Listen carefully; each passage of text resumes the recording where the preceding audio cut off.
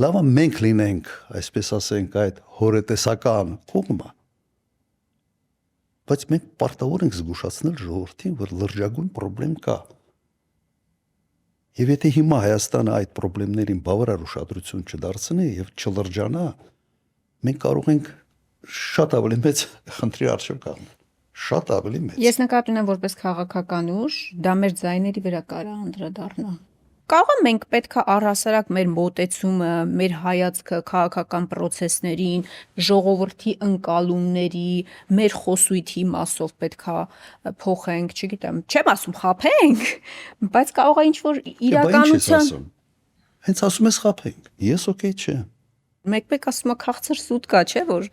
դե չէ, բան խափելու չեմպիոնները արդեն կան, այնպես որ չենք կարող ոչ մի ձև իրանց գերազանցել։ Լավ խափել չէ, բայց նկատում եմ մենք պետք է ինձ թվում է ճիշտ տեսանկյունից այս հարցին նայեմ, բան նախագահ, իրականում հետ պատերազմական իրավիճակում մարդիկ այնքան կորուստ են ունեցել, այնքան դառնություն են տեսել։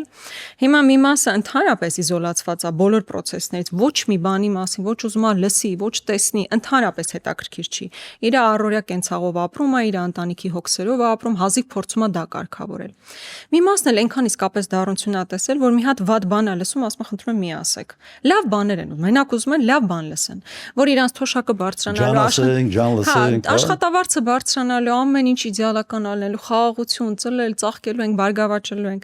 Ոնց որ այս բանը կա, էլի մարդիկ ուզում են լավ բաներ լսել։ Այն ինչ որ հիմա մենք խոսում ենք, դա ճշմարտությունն է,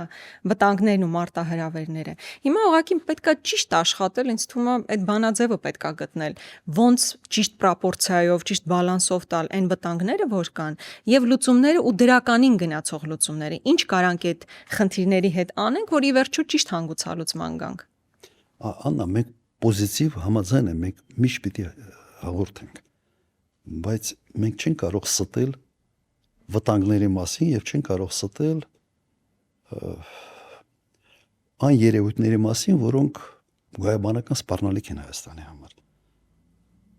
Մենք ուղղակի դրա մասին խոսելուց պետք է լուծումներ առաջարկենք։ Թե ինչպես կարելի է խուսափել այս կամ այն խնդրի մեջ խրվելուց։ Անվտանգությունը այնպիսի բան է, որ դու կարող ես ամեն ինչ ունենալ, մեկ օրում կորցնել։ Եվ արտաքին անվտանգության մասին է սա, եւ ներքին անվտանգության մասին է։ Եվ անվտանգության մասին մարդիկ ավելի շատ սկսում են մտածել եւ խոսալ այն ժամանակ, եւ սպառնալիք այնքան ակնհայտ է, որ ուղղակի հնարավոր չի դրան չնկատել։ Ես հիմա ասում եմ, այն ինչ կատարվում է Իրանի հետ, ակնհայտ, ասենց առերևույթ սպառնալիք է,